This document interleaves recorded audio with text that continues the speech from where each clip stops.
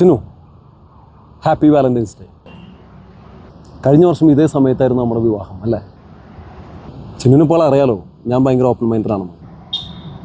അതുകൊണ്ട് എനിക്കിത് കുറച്ച് കാര്യങ്ങൾ ചിന്നുവിനോട് തുറന്ന് ചോദിക്കാനാണ്. എന്ത് കാര്യങ്ങൾ?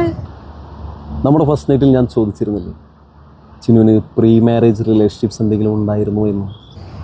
അത് ഞാൻ അന്ന് പറഞ്ഞല്ലോ, എനിക്ക് അങ്ങനെ റിലേഷൻഷിപ്സ് ഒന്നും ഉണ്ടായിട്ടില്ല. പറഞ്ഞിരുന്നു. പക്ഷേ ചിന്നുവിന് പറയാലോ ഞാൻ ഭയങ്കര ഓപ്പൺ മൈൻഡഡ് ആണ്. അന്ന് നമ്മുടെ ഫസ്റ്റ് നൈറ്റ് ആയിരുന്നില്ലേ? ചിന്നുവിന് അത്രയ്ക്ക് അങ്ങോട്ട് ഓപ്പൺ ആവാൻ പറ്റിയിട്ടുണ്ടാവില്ല.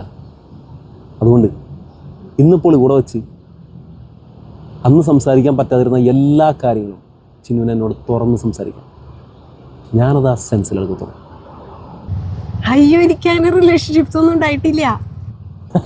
അത് കേട് സത്യമായിട്ടും ഉണ്ടായിട്ടില്ല. പിന്നെ ഇത്രയും ഗ്ലാമറായ ചിന്നുവിനെ ആരും നോക്കിയിട്ടില്ലെന്ന് വിശ്വസിക്കണം. അത് ഞാൻ വിശ്വസിക്കണം അല്ലേ? എന്നാരും നോക്കിയിട്ടില്ല എന്നല്ല, പിന്നെ എനിക്കാരും ഇവിടെ അങ്ങനെ ഒന്നും തോന്നിയല്ല.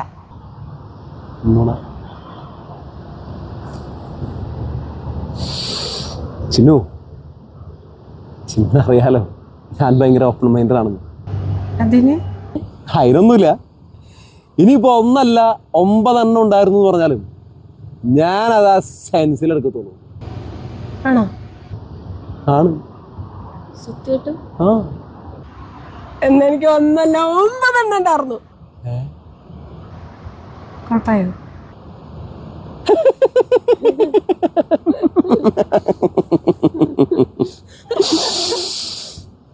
എന്ത് കുഴപ്പം? ഒരു കുഴപ്പമില്ല, പറഞ്ഞു. സ്കൂളിൽ പഠിക്കുമ്പേ 2 പേരുണ്ടായിരുന്നു, കോളേജിൽ പഠിക്കുമ്പോ 3 പേരുണ്ടായിരുന്നു. അതിൽ ഒരാളെ എന്റെ ബെസ്റ്റിയാ. പിന്നെ ബാംഗ്ലൂര് പോയപ്പോ 4 പേരുണ്ടായിരുന്നു.